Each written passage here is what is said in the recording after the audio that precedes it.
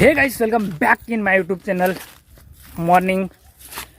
ને અત્યારે આપણે ડાબાનું ઠોકવાનું કામ બિલકુલ ફાઇનલી ખતમ થઈ ચૂક્યું છે અને હવે લાવવાનો છે સિમટ. તો આપણે ગાડી આવી ગઈ છે મારા હાથમાં, મતલબ એકદમ રેડી છે જવા માટે ગાડી. અને ગાડી લઈને હું જવાનો છું સિમટ લેવા માટે. એટલે આજે લગભગ બપોર સુધીમાં સિમટ આવી જાય તો આ ઢાબાનું કામ, મતલબ આ સાજાનું કામ પતી જાય તો પછી 4-5 દિવસમાં ખુલી જાય. બાકી ફાઇનલી ચલો.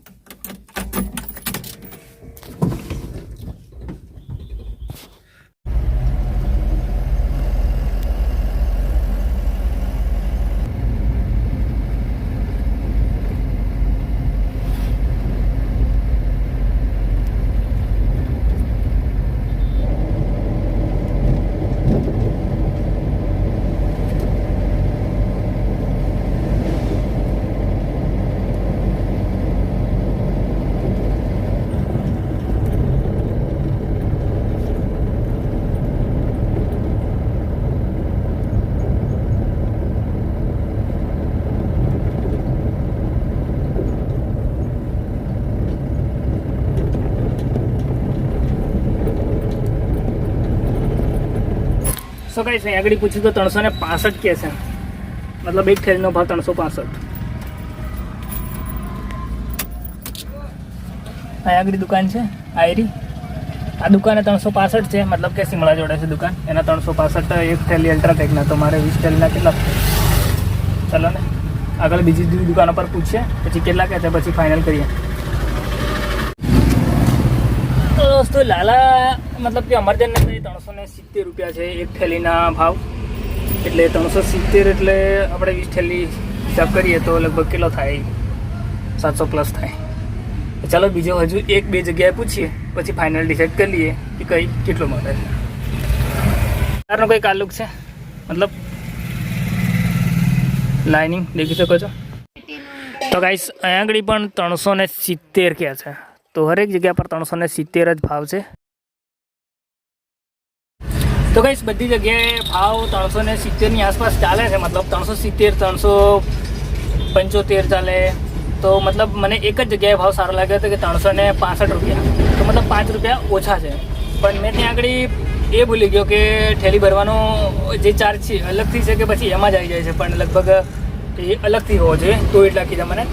બાકી આપણે હવે વિચાર્યું કે 370 જે કીધા લાલાભાઈ અમરજન, મેં થોડી વાર પહેલાં બતાડ્યું, તો બસ ત્યાંથી ભરી લઈએ. કારણ કે ત્યાંથી ભરાય હાથે એ લોકો 370 કહે છે, તો લગભગ મને 360 જેવું કદાચ પડે.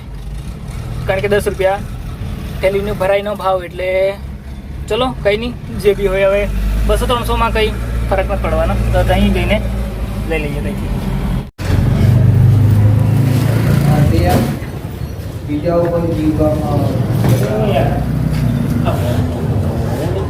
ભાઈ તગારો ને પાવડો 500 રૂપિયા દે. 500 રૂપિયા લે.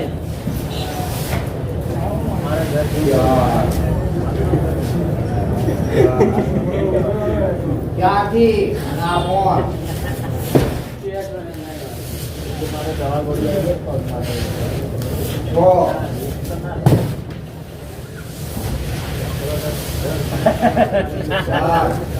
મને 500 રૂપિયા કરું.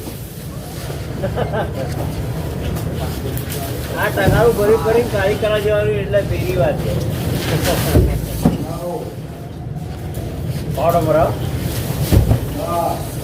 પાવડો આ બીજી કરતા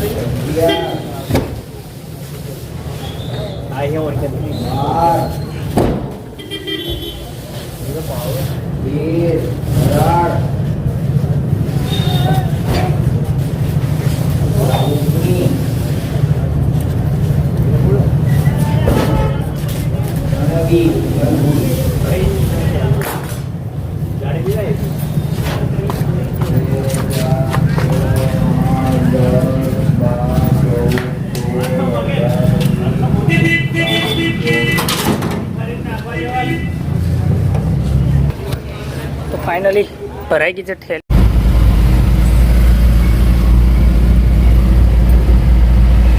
તો ગાઈસ ખાલી દેગાવાડામાં એટલો રોડ હેવી છે ને કે હું વાત કરું, જેવું દેગાવાડો ચાલુ થાય ને એટલે એટલો ખતરનાક રોડ છે ને કે મતલબ ગાડી 20ની સ્પીડમાં થઈ જાય છે.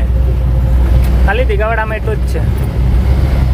બાકી બધી જગ્યાએ થોડો સારો છે અને મજા છે. જલ્દી રિનોવેટ થઈ જાય તો બહુ સારું, કારણ કે એટલો રસ્તો બહુ ખરાબ છે. તો અંધારામાં આવે કે પછી રાત્રના ટાઈમમાં હોય ને તો બહુ તકલીફ પડે છે, કારણ કે ગાડી ડાયરેક્ટ જ ખાડામાં ખડામ દઈને કૂદી જાય છે. સો ગાઈસ ફાઇનલી મશીન પણ આવી ગયું છે અને ગાડી પણ આવી ગઈ છે. નાખી દે સલા. તો ગાઈસ અત્યારે હવે બધું પાલેક બંધાઈ ગયું છે અને મતલબ બાંધી રહ્યા છે પાલેક અને કરી નાખીએ ફાઇનલી જલ્દી સ્ટાર્ટ કામ.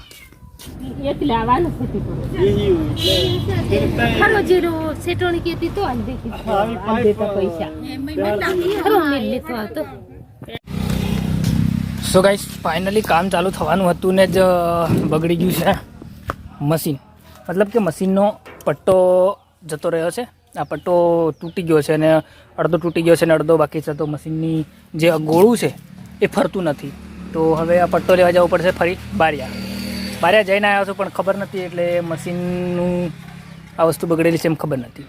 મતલબ કે હવે જવું ફરી પટ્ટો લાવું, નવો નાખીએ, એટલે કામ આજે ચાલુ થવાનું નથી, લગભગ આવતીકાલે જ ચાલુ થશે. ફાઇનલી પાલેક બંધાઈ ગઈ છે, ફરમાં મુકાઈ ગયા છે, થેલી છૂટી કરી દીધી હતી અને આની અંદર કપચી બી નખાઈ ગયેલી. બસ અહીં આગળથી પટ્ટો ક્રેક છે, હીરો બિલકુલ ક્રેક છે અને ઉપરથી બી ક્રેક છે. તો હવે આને કટિંગ કરીને આ ડેમો માટે લેતો જો. સો ગાઈસ ફાઇનલી પટ્ટો લઈને તો ઘરે આવી ગયા છે, પણ આ પટ્ટો જે માપ્યો ને તો લગભગ પડ્યો મોટો. તો હવે ફરી બારિયા જવાનું, મતલબ ફરી જવું પડશે ને ફરી આ ચેન્જ કરાવી અને બીજો લાવવું પડશે, કારણ કે આ પટ્ટો હવે કામ લાગે એવું છે નહીં. તો કંઈ નહીં. અને આગળ આવી ગઈ છે વિશુ. હાય એમ કીધે, હાય ટાટા, હાય એમ કીધે ટાટા, બોલ દે હાય એમ કીધે, હાય બાય એમ કીધે, ટાટા કીધો, ટાટા. હા ટાટા. તો બસ વિડીયોને કરી દીધી અહીંયા આગળ એન્ડ. ફાઇનલી મળીએ છીએ જલ્દી નવા વિડીયો સાથે. તબ તક bye. Video like, share and subscribe.